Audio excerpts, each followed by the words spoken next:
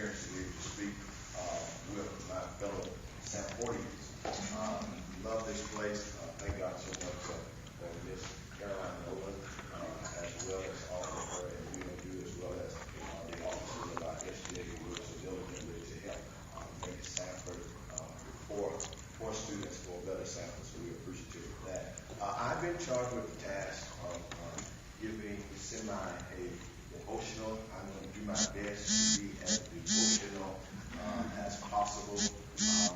Really want to look at as far as the challenge concerning leaders, because this is a leadership prayer breakfast. And what's interesting is that as leaders, we all are faced with some more times than few. We are faced with places and times where we question, is our leadership being effective, as well as not only are we challenged concerning is our leadership effective, but also are we really fulfilling what we're here to do. We know that we only have a few years here at Samford, but it's the leadership training that we have now which will prepare us and propel us to a great profitable future.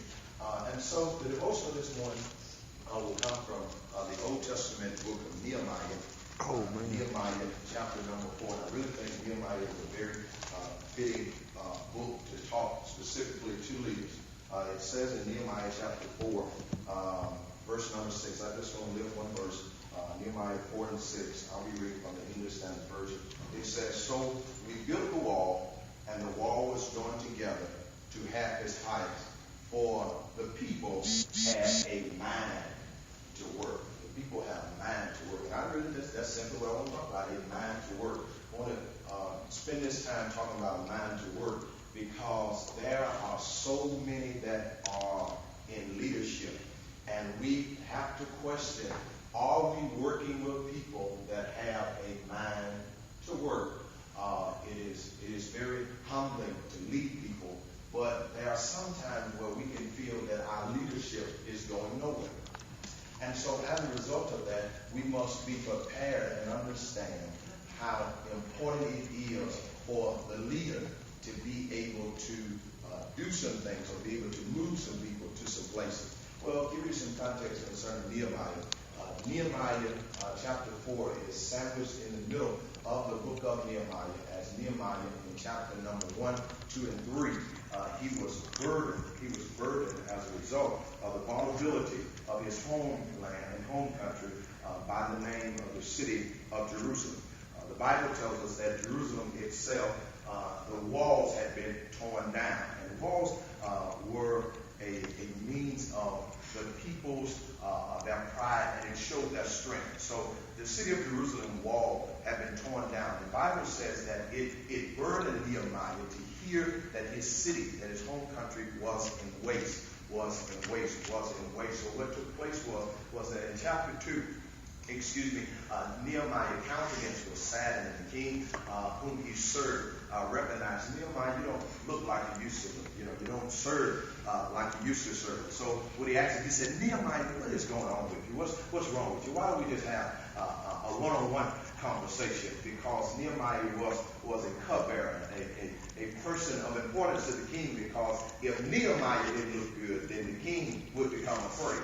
Because Nehemiah would sip what the king would drink before he did. So the king was looking like, well, if something's going on with Nehemiah, there could be a possibility and a chance that something could be working around getting close to me. And so Nehemiah began just to pour his heart out before the king and said, my home country is in turmoil and in ruins. I need to go back home. I want to rebuild the wall. The king granted him permission, gave him the right necessary documents that he needed in order to get some help.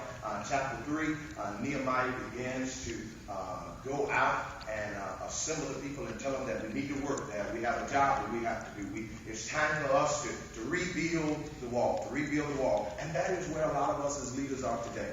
We're at a place where we have reconvened people, we have inspired people, we have uplifted people, and we have moved them to a position to work. We've moved them to a position of work. And so we went through this whole first semester. We adjusted to our new assignment. And so now we're trying to arrive at the completion of our task. And so chapter 4 reintroduces us to a person that was introduced in chapter number 2, a man by the name of Sanballat. Now the Bible says in chapter 4 verse 1 that Sanballat himself was angry and upset as a result of what Nehemiah and his crew were doing.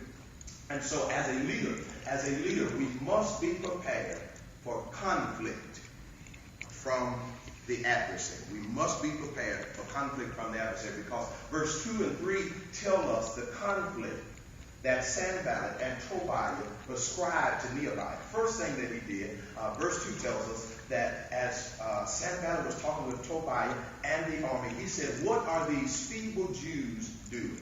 Well, the first thing that the adversary tried to prescribe to do was he tried to attack the manhood or the personhood of the Jews. Because if you really tell the truth, is that if there's any way to really attack a leader, it is to call him weak. It's to call him weak. Good word. And I don't know about you, but there have been some places during my small time as aspiring to be a leader that there have been some people that have tried to call me weak. Watch this now. The reason that I subscribed that Sanballat was calling Nehemiah and the Jews weak, because he's seen them under oppression. And so the inkling was given that evidently the God whom they served had cut them off. So this word feeble here in the Hebrew refers to as a plant which has been cut from its source, cut from the root. But what's so amazing to me and interesting to me is that the God we serve has always been on the side of the weak team. That's good. Go ahead. That's amazing, because the thing is that God has always been on the side of the team that it did not look they were going to win. He's always been on the side. So in other words, I want to tell you as a leader, do not look at your qualifications and try to base your assignment or even the possibility of your accomplishment based off of what you are, or even what you're working with. Because the next thing that they prescribed to attack was not only their manhood or their personhood, but also he tried to degrade their material. See, you must understand that despite who you are and despite what you're working with, you still are not doing it yourself. Good word. And that's one thing that we as leaders, we get so caught up and we get kind of a clouded perception concerning what we're doing. We must understand that, first of all, I did not